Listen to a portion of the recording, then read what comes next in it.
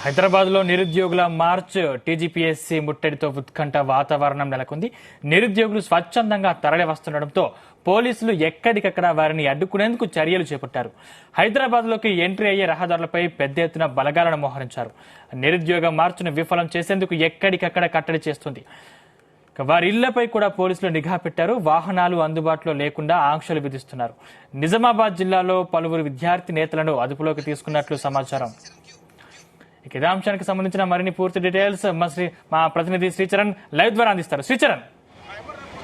సందీప్, ఈరోజు నిరుద్యోగ సంఘాలన్నీ కూడా ఎవరైతే ఆస్పిరెంట్స్ ఉన్నారో గ్రూప్ 1, గ్రూప్ 2తో పాటు టీఎస్సీ అభ్యర్థులు ఎవరైతే ఉన్నారో వారందరూ కూడా ఈరోజు శాంతియుతంగా టీఎస్పీఎస్సీ టీజీ తెలంగాణ రాష్ట్ర టీఎస్పీఎస్సీ ముట్టడికి కూడా పిలుపునిచ్చారు.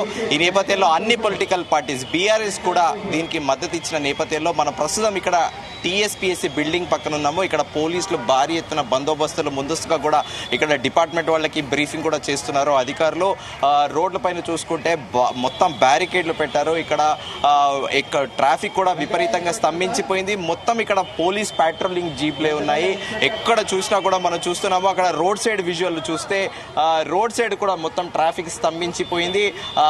వాహనాలను అన్నింటినీ తనిఖీ చేసి మరీ పంపిస్తున్నారు. అయితే నిరుద్యోగుల ప్రధాన డిమాండ్ ఏంటంటే ఇక్కడ గ్రూప్ 1 పోస్టులు పెంచాలి, అలాగే గ్రూప్ 2 పోస్టులు పెంచాలి. దాంతోపాటు డిఎస్సిని కూడా వాయిదా వేయాల్సిన అవసరం ఉందని కూడా డిమాండ్ చేస్తున్నారు. దాంతోపాటు మరో కీలక అంశం ఏంటంటే 2008లో డిఎస్సి 2007, 2008 డిఎస్సి అభ్యర్థులకు సంబంధించి హైకోర్టు కూడా తీర్పునిచ్చింది వాళ్ళకి పోస్టింగ్లు ఇవ్వాలని. కానీ గత ప్రభుత్వంలో కూడా 2016 జనవరిలో కూడా మొదటిసారిగా అప్పుడు వరంగల్ పర్యటన వెళ్ళిన మాజీ ముఖ్యమంత్రి కేసీఆర్ కూడా అక్కడ వాళ్ళకి పోస్టింగ్స్ ఇస్తామని హామీ ఇచ్చారు. కానీ అనంతరం కూడా అది కాలక్రమేణా వాయిదా పడుతూ వస్తుంది.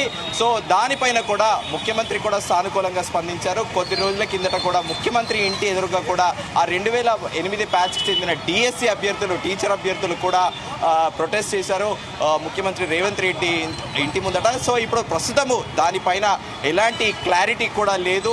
ఇప్పుడు ఆ డిఎస్సి అభ్యర్థులు కూడా వాళ్ళందరూ కూడా ఈరోజు జాయిన్ అవుతారంటున్నారు. దీంతో పాటు ఈ గురుకుల టీచర్లది కూడా సమస్యలు ఉన్నాయి. వారి పైన వర్క్ లోడ్ ఎక్కువైపోతుంది. కాంట్రాక్ట్లో ఉన్న వారిని రెగ్యులరైజ్ చేయాలని కూడా వాళ్ళు డిమాండ్ చేస్తున్నారు. తమ పైన పని ఒత్తిడి విపరీతంగా పెరుగుతుంది, పని భారం తగ్గించాలి, అదనంగా కూడా రిక్రూట్ చేసుకోవాలి పోస్టులకి. ప్రైమరీ నుంచి అప్పర్ ఎడ్యుకేషన్, హయ్యర్ స్కూల్ వరకు కూడా పోస్టులు ఇంక్రీజ్ చేయాలని కూడా గురుకుల వాళ్ళు కూడా డిమాండ్ చేస్తున్నారు. ఇక్కడ మనం విజువల్లో చూస్తున్నాము. మొత్తము పోలీసు వెహికల్సే ఉన్నాయి. ముందస్తు చర్య కూడా అందరినీ కూడా అదుపులో తీసుకుంటున్నారు. దీంతో పాటు పెద్ద ఎత్తున ఇక్కడ మనము రోడ్ సైడ్ కూడా చూసుకుంటే ట్రాఫిక్ అంతా కూడా జామ్ అయిపోయింది. ప్రజలందరూ కూడా ముందస్తుగా పోలీస్ డిపార్ట్మెంట్ ముందస్తు చర్యలు తీసుకున్నప్పటికీ ఇక్కడ ప్రజలు తీవ్రంగా ట్రాఫిక్ సమస్యతోనే ఎదుర్కొంటున్నారు. సో అయితే ఇప్పుడు సబ్జెక్ట్ ఏంటంటే ఈ నిరుద్యోగులకి వినతి ఏదైతే వీళ్ళు శాంతియుతంగా ప్రొటెస్ట్ చేయాలనుకుంటున్నారో వారికి ప్రభుత్వము ఎలా స్పందిస్తుంది అనేది కూడా ఒక క్వశ్చన్ మార్కు.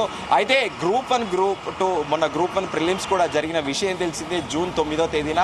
దానికి అదనంగా మరిన్ని పోస్టులు పెంచాలని కూడా ప్రభుత్వాన్ని డిమాండ్ చేస్తున్నారు. గ్రూప్ 1, గ్రూప్ 2 పోస్టులకి ప్రభుత్వం కూడా అదనంగా పెంచినప్పటికీ ఇంకా వందల సంఖ్యలో పెంచాలని కూడా కోరుకుంటున్నారు. సందీప్.